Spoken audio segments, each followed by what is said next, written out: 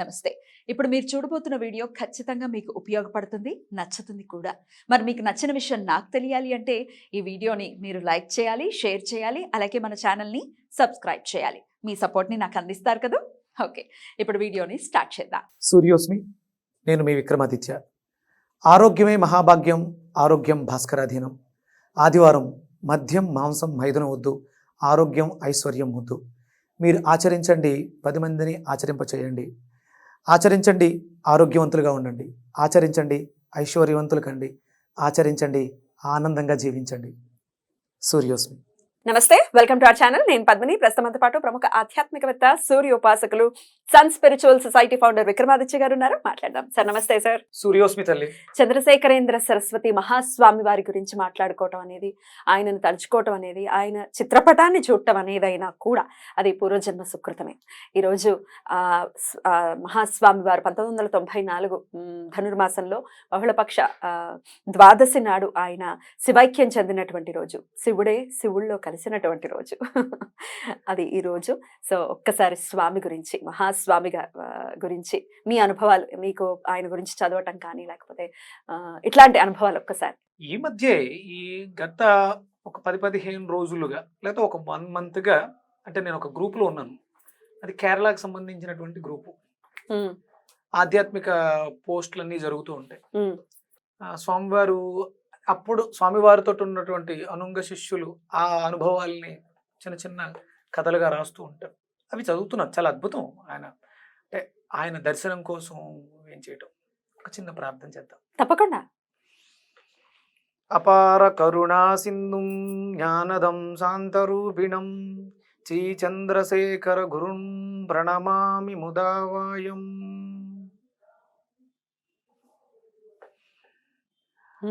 అందులో భాగంగానే మీకు నేను ఫోటో పంపించాను. మీరు పొద్దుటే ఫోన్ చేసి చెప్పిన వెంటనే చాలా కనపడుతుంది వెనకాల బ్యాక్గ్రౌండ్ లో. అవును, చాలా అద్భుతంగా ఉంది ఆ ఫోటో.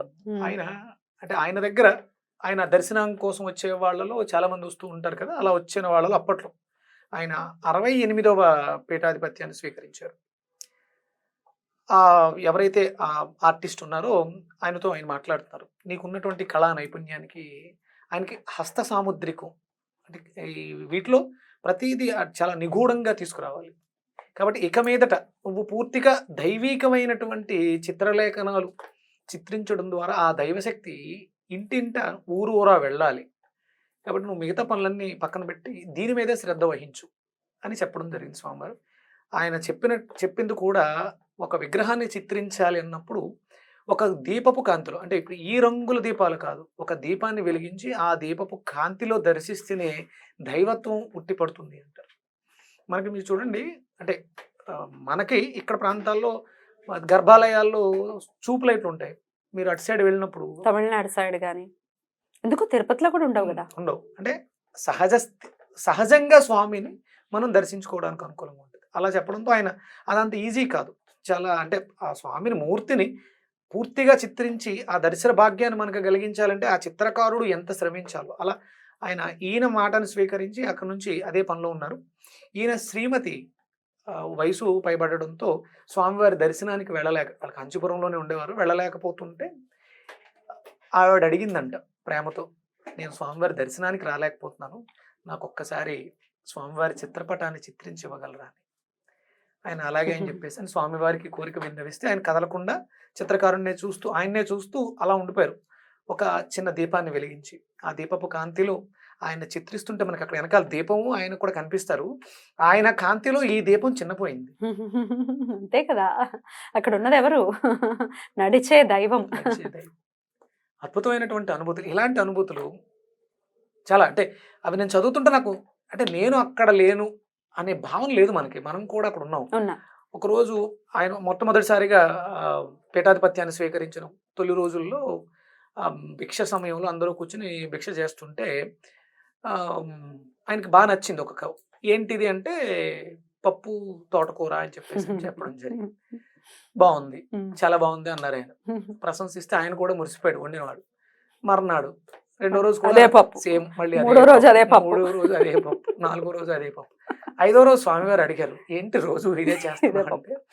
మీ శిష్యులందరికీ స్వామివారికి తోటకూర అంటే బాగా ఇష్టం అని చెప్పేసి అని చెప్పడం జరిగింది స్వామి. రోజు వాళ్ళు వచ్చినప్పుడల్లా తోటకూర తెస్తాం. గుట్టలు గుట్టలు తోటకూర. ఓహో! అలాగా అని చెప్పేసి ఆయన చింతించి మరునాడు భోజనశాలకు రాలేదు ఆయన. భోజనశాలకు రాకుండా గోశాలకు వెళ్ళిపోయారట. గోశాలకు వెళ్ళిపోయి అక్కడ ఉన్నటువంటి పేడని తీసి నాలుకకి రాసుకో. మొదటి రోజు, రెండో రోజు, మూడో రోజు అక్కడ ఉన్న వాళ్ళందరూ స్వామి ఏంటి మీరు ఇలా చేస్తున్నారంటే, నేను దైవత్వాన్ని వ్యాపింప చేయాల్సినటువంటి నా నోటితో రుచికి బానిసనై ఇది బాగుంది అని చెప్పడం ద్వారా నేను చేస్తున్నది ఏంటి, అందుకని నా నోటిని శుద్ధి చేసుకోవడానికి ఆవు పేడను స్వీకరించాలని చెప్పడం జరిగింది. అవును. మా గోమయాన్ని అలాగే గోమయాన్ని. గో మూత్రాన్ని కూడా ఆయన ఉన్నారు 5 రోజులు అలాగే అదే తీసుకుని ఉన్నారు అని నేను విన్నాను. మా బాబాయ్ అంటే జీవజాపల్యం అనేది వస్తుంది ఎంతటి అదే అంటే వాడికైనా. రాకూడదు అంటే రాకూడదు ఆయనకి రాకూడదు ఆయనకి కాబట్టి ఆ సన్యాసాశ్రమంలో ఉన్నప్పుడు రాకూడదు. రాకూడదు అది అలా ఆయన వ్యక్తపరిచాడు. ఎందుకు మీరు అంత ఎమోషనల్ అయిపోతున్నారు? అంటే మనం చూడండి, నాకు నచ్చలే అని పక్కకు పెట్టేస్తుంటాం. అది లేక బాధపడే వాళ్ళు ఎంతమంది ఉంటారు. ఆ భగవంతుడి అనుగ్రహంతో కదా మనం కడుపు 4 నిండా వేళ్ళు తినబోతున్నారు. లోపలికి వెళ్తున్నాయి. అవును. ఎంత సంతోషించాలి. ఆ. అంటే స్వామివారు కేవలం పప్పు బాగుంది అని ప్రశంసించడంతో తనకి అంత ఇది వచ్చేసిందా అని భావించి దాన్ని ప్రక్షాళన చేసుకోవడానికి, ప్రాయశ్చిత్తం చేసుకోవడానికి అంత చేశారు. ఈ జీవచాపల్యం కూడా చాలా ఎక్కువగా ఉంటుందండి. ఆయన అసలు. భక్తుల మనస్సుని చాలా బాగా తెలుసుకుంటారు. తెలుసుకునేవారండి అప్పట్లో వచ్చేవాళ్ళు. ఇలా ఒక చిన్న కథ ఏంటంటే, ఒక అమ్మాయికి పెళ్లి సంబంధం కుదిరితే ఆశీర్వాదం కోసం స్వామివారి దగ్గరికి తీసుకొచ్చారు. ఆ సరంజామా అంతా ఒక పళ్ళెంలో పసుపు, కుంకుమ, ఆ పెళ్లికి కావాల్సినటువంటి, అక్కడ చూస్తే ఇది ఒక కళ్యాణానికి వెళ్తుంది, ఒక అమ్మాయికి సంబంధం నిశ్చయం అయింది అని తెలియడం కోసం తెలుస్తుంది. అందులో ఒక ఎర్రటి చీర పెట్టేసి ఉంది. స్వామివారు ఎప్పుడు కూడా పట్టును ఎంకరేజ్ చేసేవారంట కదా, అది చాలా జీవహింస. అవును, అవును. అందుకని పట్టు పురుగుల్ని చంపి చాలా హింస ఉంటుంది. అందుకని కాకపోతే ఆవిడకి తెలుసో తెలియకో తెలియదు కానీ ఒక ఎర్రటి పట్టు చీరను ఆవిడ అందులో పెట్టి తీసుకురావడం జరిగింది. ఆవిడ అనుంగ శిష్యుడు బాలు గారు ఒక ఆయన ఉండేవారంట. ఇది స్వామివారికి ఇష్టం ఉండదు కాబట్టి ఆ చీరను మాత్రం తీసి పక్కన పెట్టేసి మిగతావన్నీ స్వామివారి ఎదురుగుండా పెట్టడం జరిగింది. ఈవిడ నువ్వు ఎందుకు అలా చేసావని ఆయనతో గొడవ పడుతుంది. స్వామివారు విన్నారు. విని భక్తుల దర్శనార్థం ఆయన బయటకు వచ్చి ఆ చీరని పక్కన ఉంచండి అని చెప్పడం జరిగింది. తీసుకొచ్చిన ప్లేస్లో మిగతావన్నీ పెట్టారు, ఆ చీరని పక్కన ఉంచండి. ఒక పొడిగాటి కర్రని తీసుకుని స్వామి ఆ చీరని ముట్టుకోకుండా ఇలా దులిపారు. అందులోంచి జరజరమంటూ 3 తేళ్లు, 2 పిల్లలు, ఒక పెద్ద తేలు బయటపడింది. అవి మీకు హాని చేస్తాయి కాబట్టి వద్దన్నాను అని చెప్పడం జరిగింది. ఇది అంటే పక్కన ఉంచమన్నప్పుడు ఆ బాలు గారు వ్యాకులత చెందారు. ఏంటి స్వామి ఇలా చేస్తున్నారు, అసలు దాన్ని ఎంకరేజ్ చేయరు కదా. అంటే ఇక్కడ తను ఎందుకు వద్దు అన్నాడు అంటే, తేళ్లు మిమ్మల్ని కొడతాయి కాబట్టి వద్దన్నాము అంటే తన మాట పోకూడదు, అక్కడ బాలుగారు మాట పోకూడదు. అలాగే వీళ్ళెవరూ కూడా చింతించకూడదు. అందుకని ఈ చీరని తీసుకెళ్లి షాపులో ఇచ్చేసి మంగళకరమైనటువంటి అంటే పసుపు రంగు అంటే పెళ్లికి వెళ్ళేది కదా, ఎరుపు రంగు ఎందుకు అని ఆయన ఆ సందర్భాన్ని అంటే భక్తుల యొక్క మనస్సును తెలుసుకుని సందర్భాన్ని ఎలా మార్చేశారు. ఇంకో కొత్త వస్త్రాన్ని తీసుకురండి, ఏది తీసుకోవాలి అనేది కూడా అడగొద్దు, షాపు వాళ్ళ దగ్గరికి వెళ్ళండి వాళ్ళే ఇస్తారు అని చెప్పి. అద్భుతం. అయితే పీఠాధిపత్యం వహించడం అంటే అదేం ఆషామాషి విషయం కాదు. ఎంతమంది వచ్చినా చంద్రశేఖరేంద్ర సరస్వతి మహాస్వామి వారు అంటే అదొక వైభవం. ఇక్కడ మన స్కందగిరిలో కూడా ఆయన విగ్రహం ఉండటం ఎంత సజీవంగా ఉంటుంది. స్వామి ఉన్నారా, వింటున్నారా మన కష్టాలని అనిపిస్తుంటుంది. అలాగే ఇక నేను అడగాలి అనుకున్నది, ఇలా ఎవరైనా కానీ పీఠాధిపత్యం వహించారు అని ఎవరైనా ఇప్పుడు కూడా అది అలా కొనసాగుతున్న పరంపర, వాళ్ళ గురించి ఏదో ఒకటి వ్యాఖ్యానించటం, వాళ్ళని విమర్శించటం లాంటివి చూస్తూ ఉంటాం. కలియుగం కదా, మరి ఉంటుంది. ఇన్నోసెంట్గా అవ్వచ్చు, తెలియకపోవచ్చు, అలా మనం మాట్లాడకూడదు అనే వాళ్ళ బ్రాటప్లోనే అది లేకపోవచ్చు, విమర్శించే పరిస్థితి ఉంటుంది. ఇప్పుడు యూట్యూబ్ ఎంత వైడ్గా పెరిగిన తర్వాత ఎవరి ఔన్నత్యం ఏంటి అని 10 మంది చెప్పిన తర్వాత ఓహో అరే ఆ సందర్భంలో స్వామివారిని నేను తప్పుగా అనుకున్నాను అని కొంత బాధ అనిపిస్తుంది. మన మనసుకి మాత్రమే తెలుస్తుంది మనం తప్పు చేస్తే కదా. ఒకప్పుడు చేసినవి అయినప్పటికీ గుర్తొస్తాయి, స్ఫురణకు వస్తుంది. ఆ టైంలో మనం తప్పుగా అనుకున్నాం. క్షమార్పణ ఎలా చెప్పాలి? ఆ స్వామివారి ప్రార్థన, ఆయన కరుణా సింధు కదా, అపార కరుణా సింధు. అది వారికని కాదు ఎవరికైనా, అది మనసులో మెదిలిన వెంటనే నేను తప్పు చేశాను అని భావన కలిగిన వెంటనే, అంటే ఆ పీఠం మీద ఆయన శక్తి ఉంది. ఆయన 68వ పీఠాధిపతి. దాని ముందు కావచ్చు, లేకపోతే ఇప్పటి వరకు ఆ పరంపర కొనసాగుతుంది. వాళ్ళలో ఎవరిని దూషించిన అది గురు పరంపర. ఎగ్జాక్ట్లీ. అది ఒక అది అంత ఆషామాషి కాదు. ఒక ముళ్ళ కిరీటం లాంటిది. ఒక ముళ్ళ కంప మీద కూర్చుంటున్నట్టే ఉంటుంది. ఆ.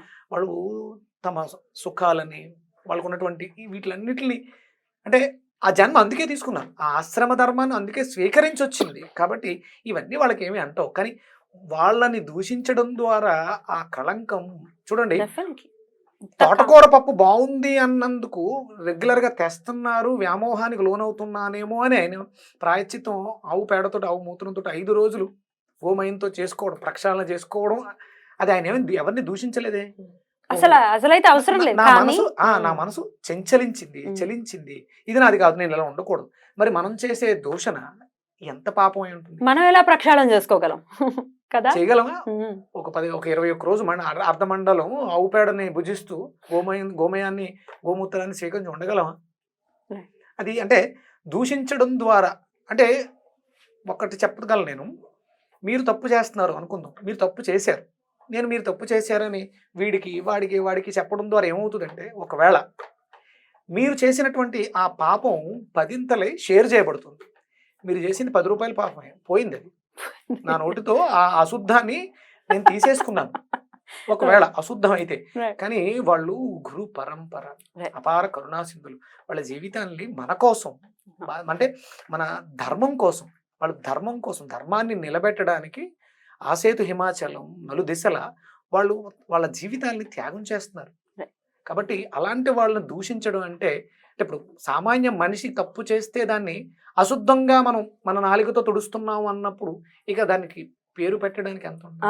ఎన్ని జన్మలు ఆ పాపాన్ని అనుభవించాల్సి వస్తుంది. అంత అవసరం లేదు, మనకు తెలియదు వారి గురించి.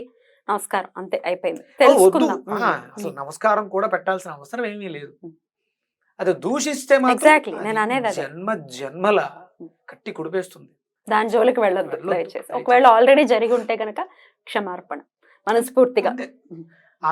ఆత్మని నివేదన చేసి స్వామి తెలియక, అంటే భౌతిక దేహం అజ్ఞానంతో మాట్లాడుతుంది. ఆత్మ ఎప్పుడు అలాంటి తప్పులు చేయదు. ఎందుకంటే ఆయన వేరు, నేను వేరు కాదు. ఆయనలో ఉన్నది ఆత్మతత్వమే, నాలో ఉన్నది ఆత్మతత్వమే. కాబట్టి ఆయన వేరు, నేను వేరు కాదు. భౌతిక దేహం అజ్ఞానంతో, ఆహార పదార్థాల మీద ఉన్నటువంటి వ్యామోహంతో, ఆయన చిన్న వ్యామోహానికే ఆయన బాధపడ్డారు. కరెక్ట్. ఇంకో ప్రశ్న విక్రమాదిత్య గారు, అదేంటి అంటే చాలా మందిలో ఉంటుంది థాట్ ప్రాసెస్, గొప్ప వాళ్ళందరూ పక్కింట్లో పుట్టాలి, మన ఇంట్లో వద్దు. ఇప్పుడు సన్యాసాశ్రమం స్వీకరించారే అనుకుందాం. ఇప్పుడు ఇస్కాన్ మనకు తెలిసిన అటువంటి సంస్థ, ప్రభుజీ ఎన్నోసార్లు మన ఛానల్కి కూడా రావటం, మాట్లాడటం జరిగింది. అయితే ఇస్కాన్కి అంటే కృష్ణ సేవ చేసుకోవాలని ఎంతో మంది ఇస్కాన్కి డివోటీస్గా వెళ్ళటం అనేది చూస్తూ ఉన్నాం. అయితే అపోజ్ చేయటం, తల్లిదండ్రులు దానికి సహకరించకపోవటం, రకరకాల కారణాలు ఉండవచ్చు. కానీ నారు పెట్టినవాడు నీరు పోసే తీరుతాడు. ఈ జగత్తుని పరిరక్షించేవాడు జగద్రక్షకుడు అయినటువంటి ఈశ్వరుడు, ఆయన చూసుకుంటాడు. నీ పిల్లవాడు నిన్ను పోషిస్తాడా, నీ పిల్లవాడు నిన్ను చూసుకుంటాడా? కాదు, మన తండ్రి ఉన్నాడు. సరే, దీన్ని అర్థం చేసుకోవటం, ప్రాక్టికల్గా అప్లై చేయడం అనేది ఈ సాధనలో ఉంటే మేబీ వస్తుందేమో. కానీ ఈ సన్యాసాశ్రమంలోకి వెళ్ళటాన్ని డెఫినెట్గా అపోజ్ చేస్తూ ఉంటారు తల్లిదండ్రులు. దీన్ని ఎలా చూస్తారండి? అంటే ఇది ఒక రకంగా అంటే సిటీ మనకి దేశం సరిహద్దుల్లో ఉండి ఎలా అయితే సైన్యం కాపలా కాస్తున్నారో వీళ్ళు ఆ సైన్యానికి కూడా అంటే అందరినీ ఇక్కడ మనలో ఉన్నటువంటి ధార్మికత పోకుండా చేస్తుంది. దానికి త్యాగం చేయాలంటే ఎన్నో జన్మల సుకృతం. నీ బిడ్డకి అంటే అలాంటి సుపుత్రుడిని లేకపోతే సుపుత్రికని నువ్వు కన్నందుకు చాలా సంతోషించాలి. పున్నామ నరకాల నుంచి తప్పిస్తారు ఎప్పుడు అంటే వీళ్ళు చేసే ధార్మికమైనటువంటి కార్యక్రమాలు ఉన్నప్పుడు. ఆడు దుర్మార్గుడు అయితే స్వర్గంలో ఉన్న వాళ్ళు కూడా కిందకు వచ్చేస్తారు. పితృదేవతలందరూ కూడా సంతసిస్తారు. అందుకని దానికి తగ్గట్టుగా అది ఎన్నో జన్మల పుణ్యం. అంటే చెప్పడం ఈజీ, కానీ అలా పిల్లవాడిని ఇచ్చేయటం ఒక తల్లిగా అయితే కష్టమే. మరి అలా ఎలా దాన్ని బ్యాలెన్స్ చేసుకోవాలి, ఎలా పంపించాలి, మనస్ఫూర్తిగా పంపించాలి. ఎండ్ ఆఫ్ ది డే తల్లిదండ్రులు. ఇస్కాన్ ఆర్గనైజేషన్ నేను అడిగాను ప్రభుజీ గారిని కూడా, వాళ్ళైతే డెఫినెట్ గా తల్లిదండ్రుల అనుమతి లేకపోతే తీసుకునేటటువంటి పరిస్థితి ఉండదు. తల్లిదండ్రుల అనుమతి ఉండాలి, మనస్ఫూర్తిగా తల్లిదండ్రులు పంపించాలి అని అంటే వాళ్ళు ఎలా సన్నద్ధులు కావాలి? గుండె రాయి చేసుకోవాలి, శ్రీకృష్ణ పరమాత్మ ధ్యానం చేయాలి. ఒకవేళ అంటే మీరు అన్నది కరెక్ట్, ఇక్కడ మరి స్వామి సంకల్పం అయి ఉండొచ్చు. భగవద్గీత పారాయణం చేస్తే ఆ స్వామి ఆ గీత బోధన చేసి నీ బిడ్డని ఇంటి ఇద్దరు కూడా పంపించేటువంటి తల్లిదండ్రులు, వెళ్ళాలనుకుంటున్నటువంటి బిడ్డ కూడా ఒక సప్తాహం పారాయణం లేకపోతే ఒక మండలం దీక్షగా పెట్టుకుని పారాయణం చేస్తే ఆ స్వామి ఈ ప్రశ్నకి సమాధానం చెప్తారేమో. రైట్, స్వామి చెప్పాలి అయితే. అంటే స్వామి చెప్తారు, డెఫినెట్ గా చెప్తారమ్మా, Right. 100% చెప్తారు. రైట్, అద్భుతం సార్. స్వామి గురించి, మహాస్వామి వారి గురించి ఎంతసేపు మాట్లాడుకున్నా ఎన్నో అద్భుతమైనటువంటి విషయాలు మనం చెప్తూనే ఉన్నాం. మన ఛానల్లో కూడా చాలా సార్లు మాట్లాడుకోవటం జరిగింది. ఈ ఆ రోజు చిన్న చిన్న కథలు నా దగ్గర ఇంకా చాలా ఉన్నాయి. అవి చదువుతుంటే చాలా చిన్నగా ఉంటాయి, చాలా అద్భుతంగా ఉంటాయి. అద్భుతంగా ఉంటాయి. ఆ, గాలి వానను ఆపలేదు అని ఒక చిన్న కథ ఉంటుంది. ఆయన నడిచి వెళ్తూ శ్రీశైలం నడిచి వెళ్తూ ఉంటారు. అవును, ఆయన ఏది పల్లకి మీద వెళ్తారు లేకపోతే నడిచే వెళ్తారు. ఇవి మనం ఇంకొక ఎపిసోడ్ ఇలా ఈ కథల గురించి మాట్లాడుకుందాం. తప్పకుండా. ఇలాంటి చాలా ఉన్నాయి కథలు, చాలా చదివా నేను, చాలా ఆనందం వేస్తుంది. వచ్చినప్పుడల్లా ఒక్కొక్కటి చెప్తూ ఒక్కొక్కటి ఉండండి. చెప్పుకుందాం, తప్పకుండా. స్వామి గురించి ఇంకా తెలుసుకోవాలి. తెలుసుకోవాలి, అద్భుతం. చెప్పాలి, ఆ బాధ్యత. ఎందుకంటే నా దాకా ఎందుకు వచ్చింది అది, ఉమ్. నేనున్న మాంద్యం ఏంటి, ఉమ్. ఆ సేవ చేయటం, Right. ఆ అదృష్టం నాకు దక్కింది, తప్పకుండా చెప్తాను. అద్భుతం, చాలా చాలా సంతోషం స్వామి గురించి మాట్లాడుకోవటం అనేది. పిలవగానే మీరు వచ్చి చాలా ఆనందం అనిపించింది అమ్మా ఇది. అంటే నాకు కంచి నుంచి ఆ. ఆఫర్ వచ్చింది, వచ్చింది, పిలుపు వచ్చింది. కాశీ వెళ్ళారు. కాశీ వెళ్ళాను. ఉమ్. అంటే నేను చేస్తున్నటువంటి సూర్య దీక్ష, సూర్య ఉపాసన, ఇక్కడ చేస్తున్నటువంటి ఆదిత్యోదయ పారాయణం నేను స్టార్ట్ చేసి 2017లో స్టార్ట్ చేశాను. 2020లో సంస్థను స్థాపించాను. అయోధ్య రామ మందిర నిర్మాణం ఎప్పుడు జరిగిందమ్మా, ఎప్పుడు స్టార్ట్ అయింది 2020. కదా. నాకు అప్పుడే ఇక్కడ మనం బీజం వేసాం, ఉమ్. అక్కడ నుంచి స్ప్రెడ్ చేస్తున్నాం. Right. ఫస్ట్ మొట్టమొదటిసారి పూర్వం రామ మందిర నిర్మాణం చేసిన నిర్మాత ఎవరు? పూర్వమా ఉమ్, తెలియదు. మొట్టమొదటిసారి ఎవరు? విక్రమాదిత్య చక్రవర్తి. అవునా, ఆయన ఫస్టా? ఫస్ట్ మొట్టమొదటిసారి ఇక్కడ ఆ దేవాలయ నిర్మాణానికి పూనుకున్నది విక్రమాదిత్య చక్రవర్తి. పేర్లు కూడా సింక్ అవుతున్నాయే. అంటే ఆ కార్యక్రమం త్రేతాయుగంలో రాముల వారు రావణాసుడితో చేస్తున్న యుద్ధ సమయంలోనే పుట్టింది. అవును. ఇది ఆయన కోసం పుట్టినటువంటి స్తోత్రరాజం. అక్కడ రామ మందిరంలో ఆయన ప్రాణప్రతిష్ఠ జరుగుతుంది. ఇక్కడ మనం ఏం చేయాలి? దీపాలు వెలిగించి ఊరుకోవటం కాదు, ఆదిత్య హృదయ పారాయణం చేయాలి. దీని గురించి వివరంగా ఒక ఎపిసోడ్ మనం చేయాలి. అంతే. Right sir, thank you so very much. నమస్తే. సూర్యోస్మితలు. సూర్యోస్మి.